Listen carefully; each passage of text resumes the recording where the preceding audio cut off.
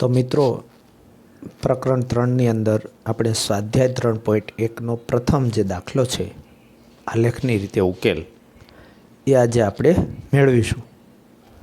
તો પ્રશ્ન આવો છે કે આફતાબ તેની દીકરીને કહે છે 7 વર્ષ પહેલાં મારી ઉંમર એટલે કે આફતાબની ઉંમર તે વખતની એટલે એ 7 વર્ષ પહેલાં જેની જે દીકરી હોય એની ઉંમર કરતાં 7 ગણી હતી. હવે પછીના 3 વર્ષ પછી મારી ઉંમર તારી તે વખતની ઉંમર કરતાં 3 ગણી હશે એવું આફતાબ તેની દીકરીને કહે છે. શું આ રસપ્રદ છે? આ પરિસ્થિતિને આપણે બેઝિક રીતે અને આલેખની રીતે દર્શાવવાનું છે.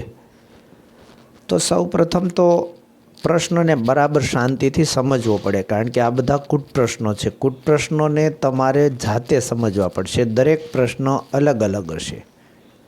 એટલે કૂટ પ્રશ્ન તમને એક સમજાવવામાં આવશે, બીજો સમજાવવામાં આવશે, ત્રીજો સમજાવવામાં આવશે, પણ ચોથો પ્રશ્ન પાછો કંઈક અલગ હશે.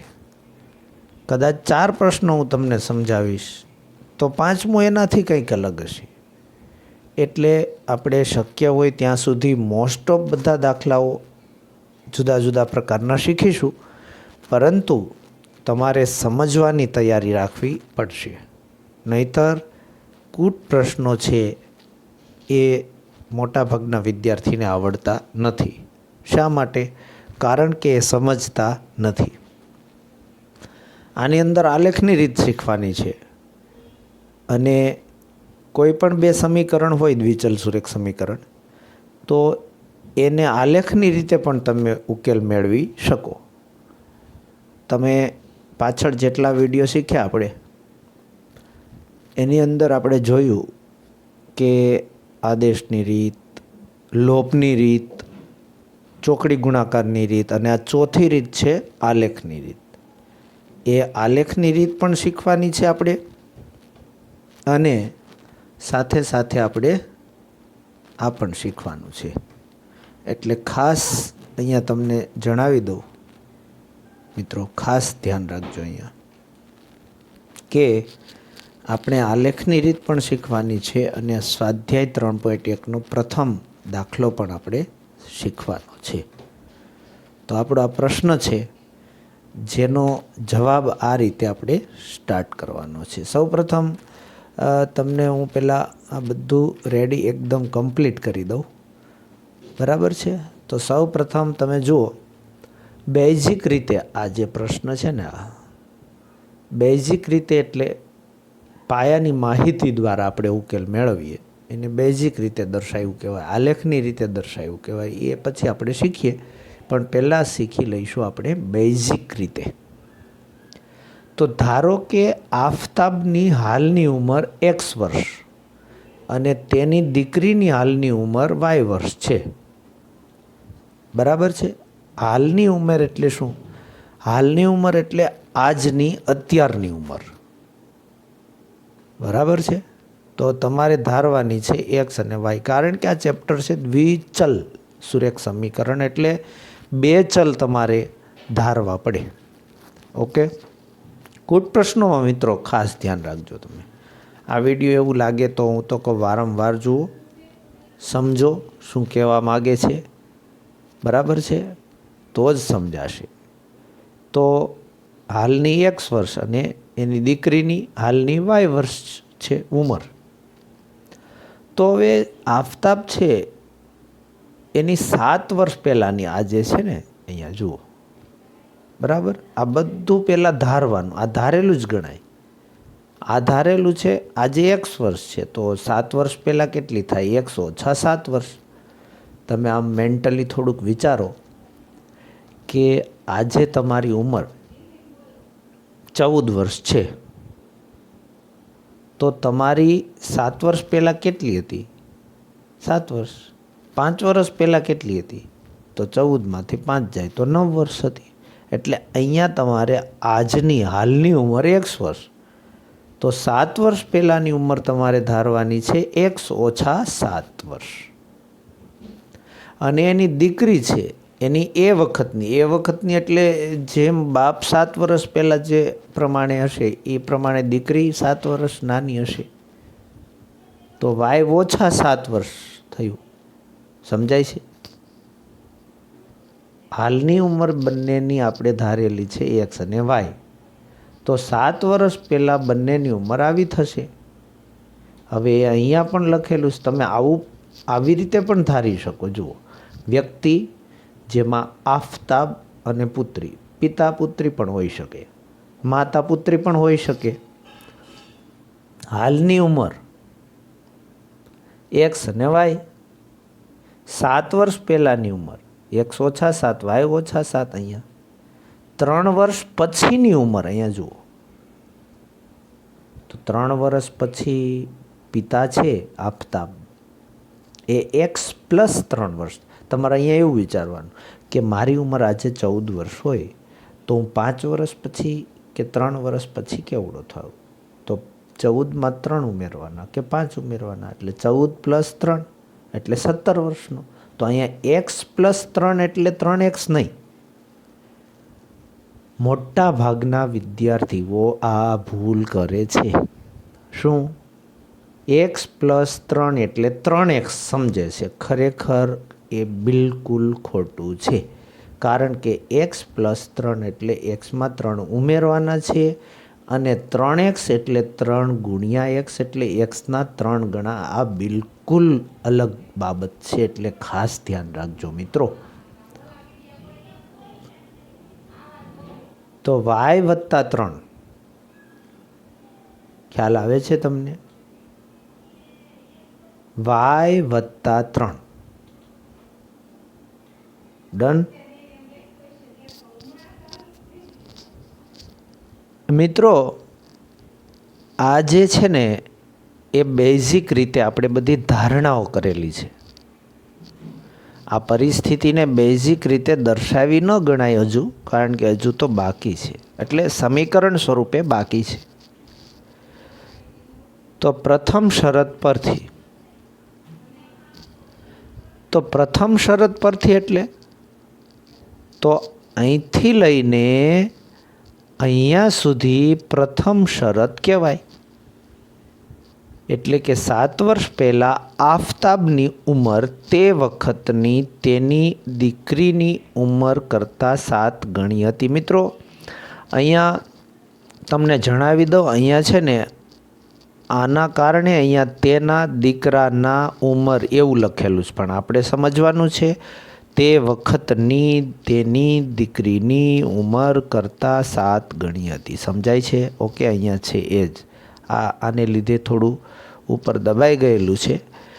તો હવે આ જે શરત છે, આ શરત ઉપરથી આ લખાણ કેવી રીતે કરવું એ સમજીશું આપણે ખાસ ધ્યાનથી. તો 7 વર્ષ પહેલાં હું તમને જણાવી દઉં કે અહીંથી હું તમને આટલું આમ કરું છું, બરાબર છે? આટલું આમ. તો એનું જે લખાણ છે એ આમાં ક્યાંક છે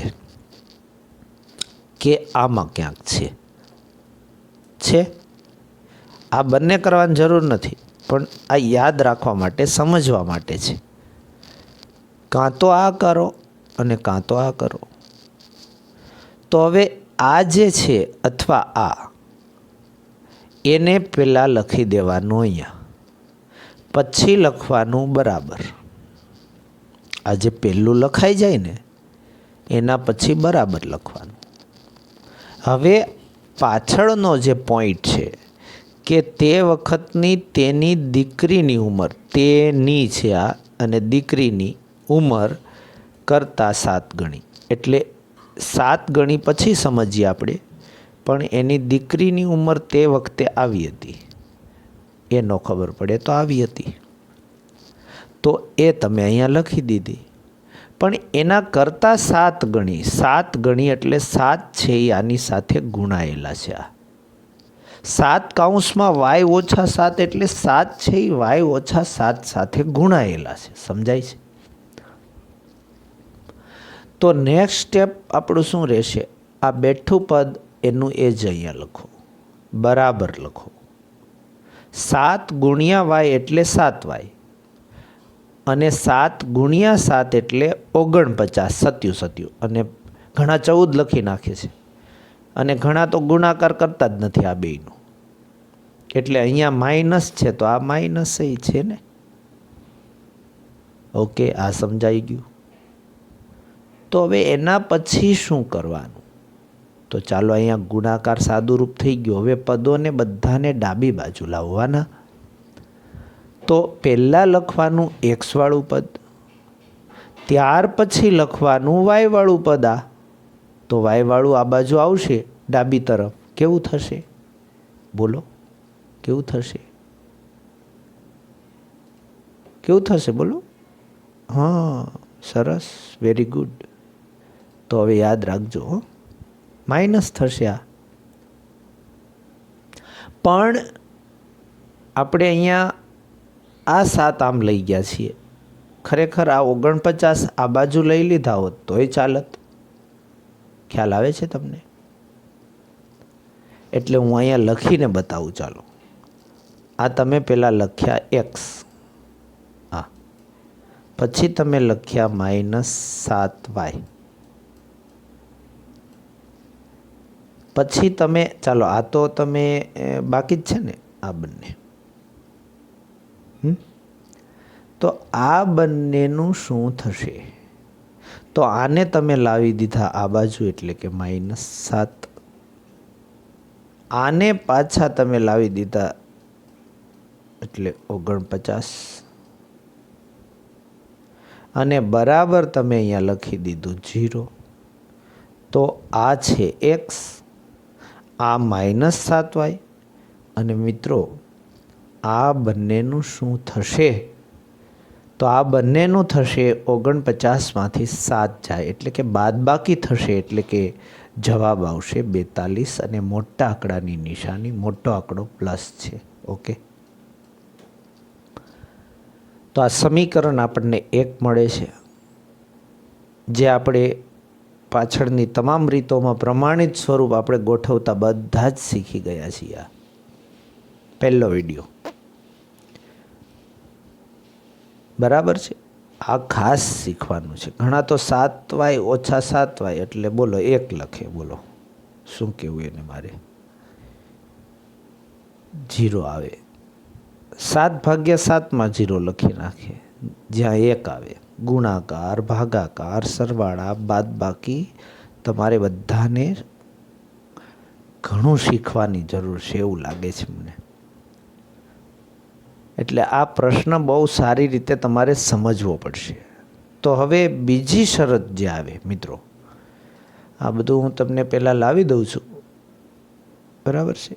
જુઓ, બીજી શરત પરથી એટલે 3 વર્ષ પછી આફતાબની ઉંમર તે વખતની તેની દીકરીની ઉંમર કરતાં 3 ગણી હશે. તો 3 વર્ષ પછી આફતાબની ઉંમર આવી હતી આ x+3, જે પાછળની સ્લાઇડમાં તમને સમજાવેલું હતું. અને એની દીકરી y+3 વર્ષની હતી, એના કરતાં 3 ગણી. આ 3 ગણી થઈ ગયું, બરાબર છે? હવે તમારે આ x+3 ને +3 બરાબરના બરાબર 3 ગુણ્યા y એટલે 3y અને 3 ગુણ્યા 3 એટલે 9. નિશાનીમાં ખાસ ધ્યાન. તો એના પછીનું સ્ટેપ છે, એમાં તમે આ 3y આ બાજુ લાવો છો. આ બંનેને આ બાજુ લઈ લીધા હોત તોય ચાલત. મેં આ બાજુ લીધા છે, પણ અંતે તો આ જ સ્વરૂપ આવી જાય. એટલે x ઓછા 3y અને આ 9માંથી 3 જાય એટલે 6 અને 6 આ બાજુ આવી જાય એટલે માઇનસ થઈ જાય. આ મેં આ 3ને આ બાજુ લીધા છે એટલે 9માંથી 3 જતા રહ્યા એટલે 6 પાછા આ બાજુ ડાબી બાજુ. તો એના સ્થાને તમે આવું પણ કરી શકો. આ 9ને જ, આ બધા સ્ટેપને જ આ બાજુ લઈ લેવાના. ખ્યાલ આવે છે તમને? બધાને આ બાજુ. મેં તમને પહેલી શરતમાં એવું સમજાવેલું. તો આ સમીકરણ 2 છે. પણ આમ બેઝિક રીતે આપેલ માહિતી જે છે, આપેલ માહિતીને આ રીતે તમે સમીકરણ સ્વરૂપે દર્શાવી શકો. જે માહિતી આપી હતી ને એને આ રીતે તમે દર્શાવી શકો. તો મિત્રો, એ તમે સમજ્યા. પણ આ નંબર 1 અને 2, હવે અહીંયા તમને મારે ખાસ કહેવાનું છે કે આલેખની રીતે ઉકેલ શોધવો છે આપણે. તમે ધોરણ 9 જો તમને યાદ હોય, જો વ્યવસ્થિત ભણ્યા હોય તો તમને સમજ પડશે. તમને ખબર છે સમીકરણ આવા આપેલ હતા ધોરણ 9માં. પછી આપણે x સિવાયના તમામ પદોને જમણી બાજુ લઈ જતા હતા, યાદ છે? આ 7y આ બાજુ ગયા તો પ્લસ થયા, 42 આમ જમણી બાજુ ગયા તો માઇનસ થયા. ખ્યાલ આવે છે? આ જે સમીકરણ 1 હતું ને, એના ઉપરથી મેં આવું બનાવી દીધું. તમારે પણ આવું બનાવવાનું છે. ત્યાર પછી આવું બની જાય ને, ત્યાર પછી તમારે y બરાબર, આ y છે કે નહીં, એના બરાબર 0, 2, 1, 3, 5, 10, 15 તમારી ઈચ્છા પ્રમાણે લેવાનું. પણ એવા અંકો લેવાના જેથી આલેખમાં સરળતાથી તમે દર્શાવી શકો. તો અહીંયા સૌ પ્રથમ આપણે આ જે સમીકરણ છે ને મિત્રો, એની અંદર આપણે લઈશું, આની અંદર લઈશું આપણે આ જે સમીકરણ છે ને એમાં વાયના સ્થાન ઉપર 0 લઈશું. તો આ મૂકી દીધું 0. જુઓ, પણ 0 અને 7નો ગુણાકાર 0 થાય, અને 0 અને 42 એ બેયની બાદબાકી, એટલે 0માંથી 42 જાય તો -42 વધે. તો આ એક જવાબ, જેને અહીંયા લખી દો. સમજાય છે? ત્યાર પછી આ જ સમીકરણ છે ને જે, એમાં y બરાબર 1 લેવાના છે. તો અહીંયા 1 મૂકી દો. તો 7 × 7 ઓછા 42. તો 7માંથી 42 જાય તો -35, એટલે આ x બરાબર, જેને અહીંયા લખી નાખો. સમજાય છે? એવી રીતે તમને ઈચ્છા પડે એવા આંકડા લેતા જાઓ. જેમ કે અહીંયા 2 લીધા છે, તો અહીંયા 2 મૂકી દીધા. તો 7 દુ 14 થાય, ઓછા 42, એટલે આ બંનેની બાદબાકી ઓછા 28. તો એને અહીંયા લખી દો. પણ આ અંકો બહુ મોટા છે, એટલે મેં અહીંયા બીજા અંકો લીધા છે આવા 5, અહીંયા 5 લીધા. તો 7 × 5 = 35 થાય.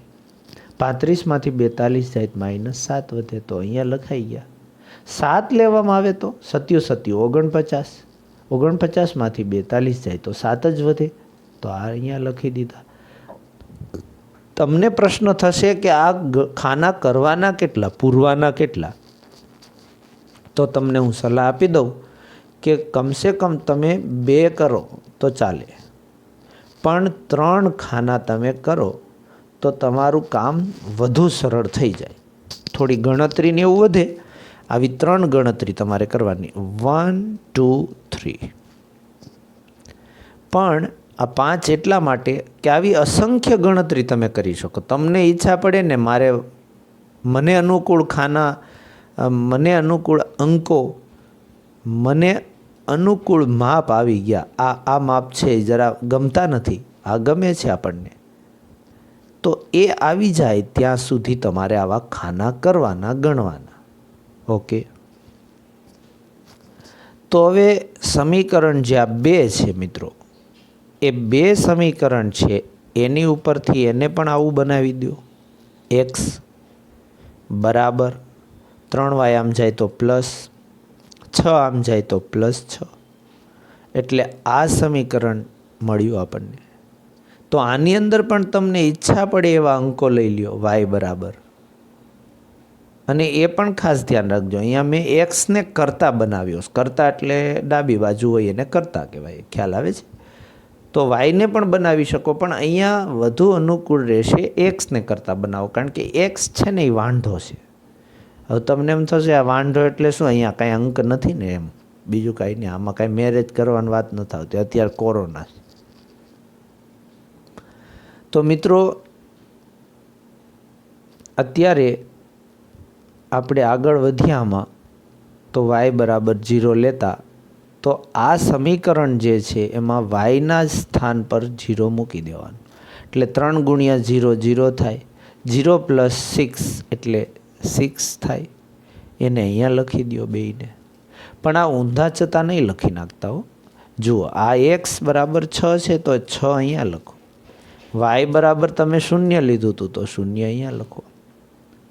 ઓકે, આ જ રીતે તમે ગણતરી ચાલુ રાખો. y બરાબર 1 લેતા, y બરાબર 2 લેતા, y બરાબર તમને ઈચ્છા પડે તો તમને આવા અંકો મળતા જશે. મતલબ કે આ 1 લેશો આવું કંઈક તો આવું મળશે, એને અહીંયા લખી દો.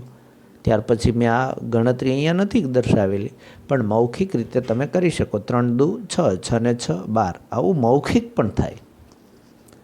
તો તમને સમજ પડી આ 2 કોષ્ટકમાં. ન પડી હોય તો પાછો વિડીયો જોવાનો.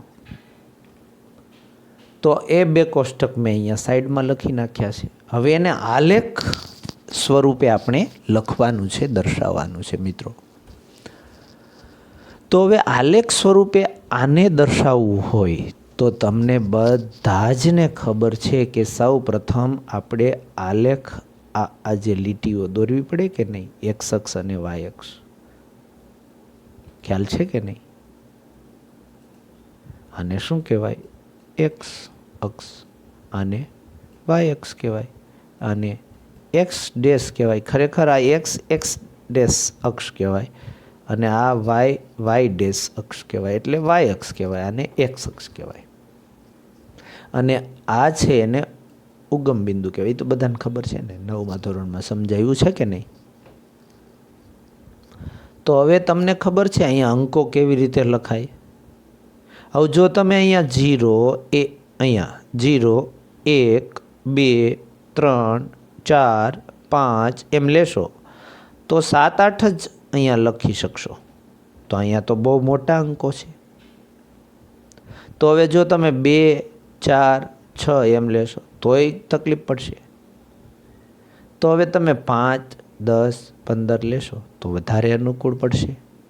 તો મિત્રો આ જ રીતે હવે આપણે આમ અંકો લખવાના. જુઓ, પણ બરાબર જુઓ, આ જગ્યાએ 5 કરવાના હો, આ જગ્યાએ આ 10 સમજવાના, આ 15, આ 20.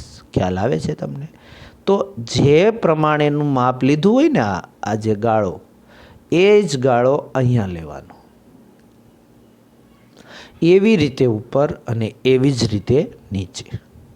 સમજાય છે? તો હવે મારે આ અંકો દર્શાવવા છે તો હું સૌ પ્રથમ આને દર્શાવીશ. તો આ જે દર્શાવવાનું થાય ને મિત્રો,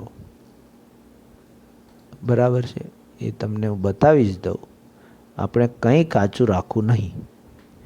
તો જે આ -42 છે ને એ પહેલાં ક્યાં આવે એ તમારે સમજવું પડે.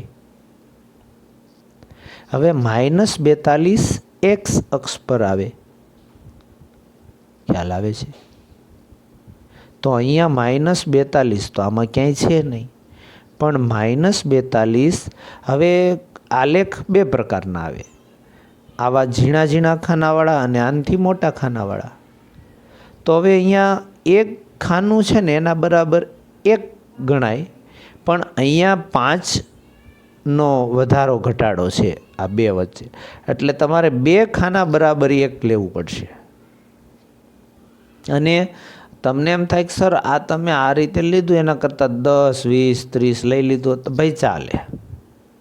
તો પછી 1 ખાના, ઝીણું ઝીણું ખાનું છે ને એ ઝીણા ખાના બરાબર 1 થાય. તો સમજાય છે ને? તો -42 ક્યાં આવે? જુઓ, તમને એક્ઝેક્ટ બતાવી દઉં. એક્ઝેક્ટ જો આ પહેલાં 2 ઝીણા ખાના ઉપર જે આ લીટી છે ને આ એ -41 થશે. તો અહીંયા આવશે -42. જો અહીંયા બરાબર. પછી 0 તો તમને ખબર જ છે. તો એ રીતે તમારે આ પહેલું બિંદુ અહીંયા આવશે. આ એવું લાગે છે મને કે થોડુંક છે ને આ બાજુ છે મિત્રો, એટલે ખરેખર સેજ અહીંયા આવશે. એટલે કરેક્શન કરી લેજો. -35 એક તો -35 તો અહીંયા સીધા બતાવે છે, પણ 1 ક્યાં આવશે? જો 1 આવશે, તમને જણાવી દઉં કે 1 આવશે અહીંથી 2 ખાના છોડવાના. નાના નાના ઝીણા ઝીણા ખાના હોય ને એટલે અહીંયા આવશે. જો આ રીતે. તો -28 2. હવે -28 ક્યાં આવશે? આ 30માં 2 ઓછા, પણ 2 ખાના ઓછા નહીં હો. 30માં આ ઝીણા ઝીણા 4 ખાના ઓછા, એટલે અહીંયા -28 આવશે. જો આ લીટી દેખાય ને આછી, એની બાજુમાં. કારણ કે આ થોડીક તકલીફ પડશે તમને નાના એવા ફોનમાં જોવાનું, પણ એમાં 2 છે, તો 2 છે એ વાય અક્ષ ઉપર છે, તો 2 અહીંયા હોય, બરાબર છે. 2 તો 2 ક્યાં આવશે? તો અહીંયા ઝીણા ઝીણા જે 4 ખાના છોડીને આવશે, એટલે આપણું બિંદુ ક્યાં આવશે ખબર? જો અહીંયા આવશે. ખ્યાલ આવે છે?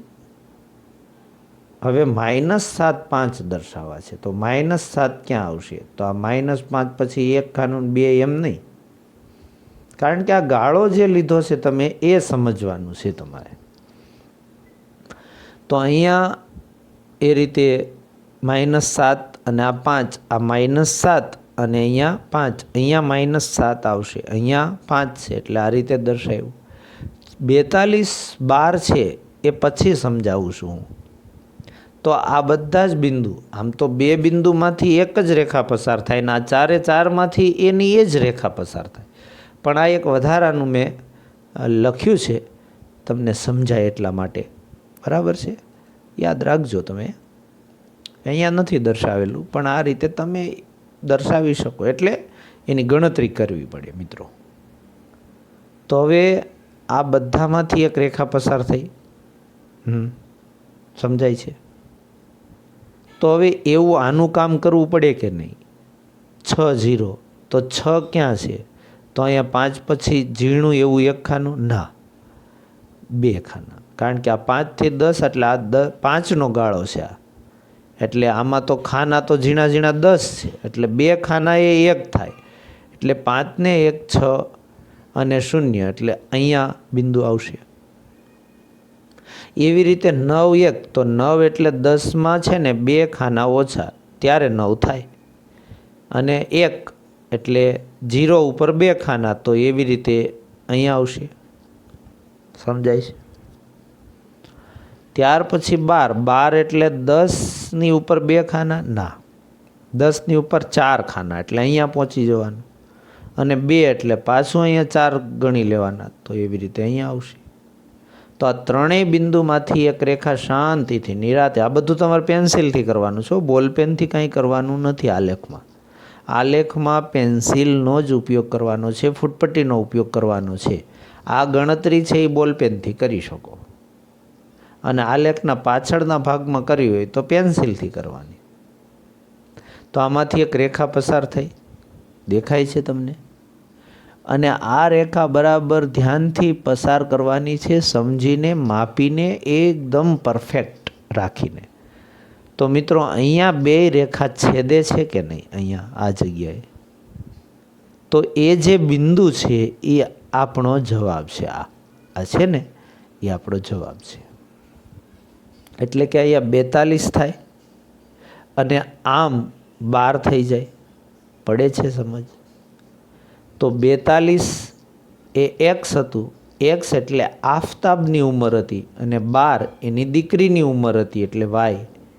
તો આ રીતે આફતાબની હાલની ઉંમર 42 વર્ષ અને એની દીકરીની હાલની ઉંમર 12 વર્ષ.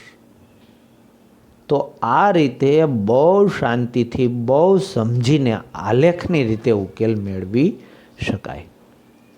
હવે મારે તમને રિવિઝન કરાવવું છે લોપની રીત ફરી એકવાર. તો આવા 2 સમીકરણ હોય, તમને બધાને ખબર છે કે સમીકરણ 1 અને 2 પરથી સમીકરણ 1 અને 2 આ બંનેમાં જો અહીંયા કાંઈ ન હોય તો પહેલી રીત, લોપની રીતમાં આપણે 4 રીત શીખેલા છીએ, યાદ છે? એમાં પહેલી સહેલી રીત.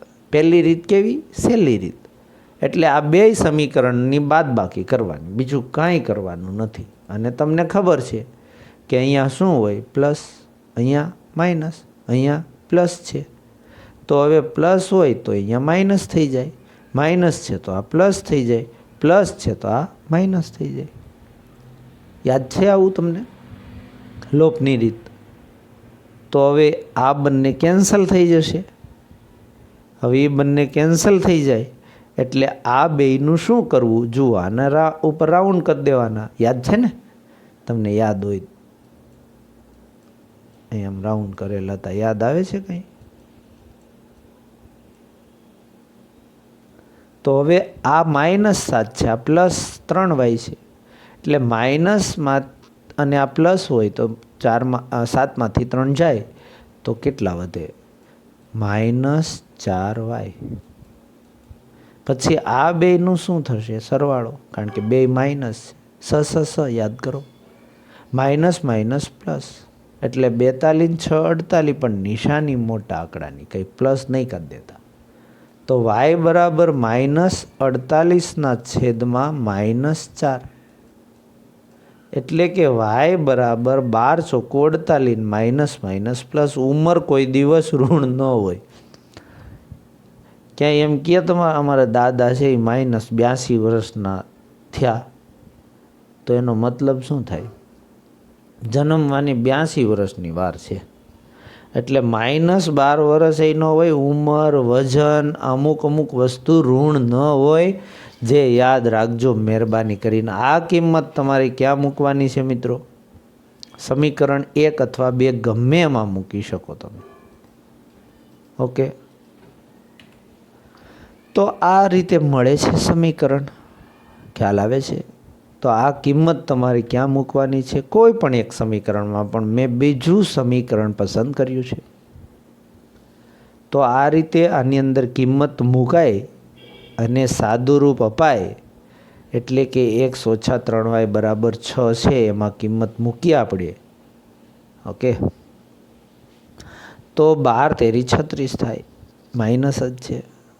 આ 36 આ બાજુ જાય તો પ્લસ થાય, એટલે કે x બરાબર 6 + 36 એટલે 42 થાય. સમજાય છે કે નહીં? તો x બરાબર 42. ખ્યાલ આવે છે? x બરાબર 42. તો આ જે 42 છે મિત્રો, એ 42 આફતાબની ઉંમર હતી, અને y એની દીકરીની ઉંમર હતી. તો આ તો મેં એક્સ્ટ્રા કામ કરાવેલું છે. આ લોપની રીત ખાલી રિવિઝન કરાવેલું છે. અને આપણે તો આજે શીખ્યા ગુટ પ્રશ્ન પરથી બેઝિક રીત અને આલેખની રીતે ઉકેલ. ખ્યાલ આવે છે તમને? લોપની રીતે આ દાખલો ગણવાનો નથી, પણ આ રિવિઝન કરાવેલું છે તમને. ભૂલી નહીં જતા પ્લીઝ. તમારે આલેખની રીતે દાખલા ગણવા હોય, ચાલો પ્રેક્ટિસ માટે, તો તમને જે લોપની રીતમાં પહેલાં આવા ટાઈપના દાખલા આપેલ છે કે નહીં, પહેલાં શરૂઆતમાં એ રકમોથી એને ગણવાના, આલેખની રીતે ઉકેલ મેળવવાના. ખ્યાલ આવે છે? અને જવાબ પ્લીઝ બધાને વિનંતી કરું છું કે જે પહેલાંના વિડીયો છે લોપની રીત, ચોકડી ગુણાકાર, આદેશની, એની અંદર જવાબ પણ તમને આપેલા છે. એટલે મહેરબાની કરીને દાખલા જોઈને ગણો, પછી જવાબ ચેક કરો કે એ જવાબ આવે છે કે નહીં. એ ન આવે તો મહેરબાની કરીને દાખલા મોકલશો નહીં. ખોટો સમય વેડફશો નહીં, તમારો ને મારો બેયનો. તમે જુઓ, તમે નાની ભૂલો કરો છો બહુ, એટલે આ ખાસ ધ્યાન રાખજો. અને વિડીયોના અંતે તમને ખબર છે યુટ્યુબમાં કોમેન્ટ કરી શકાય, અને એ કોમેન્ટમાં તમે જણાવી શકો કે આ વિડીયોમાં મને આ બાબત સારી લાગે છે, કે આ વસ્તુ મને મજા આવે છે, એવું તમે કરી શકો. તો મિત્રો આભાર, થેન્ક યુ વેરી મચ. અને શેર કરવાનું ભૂલતા નહીં.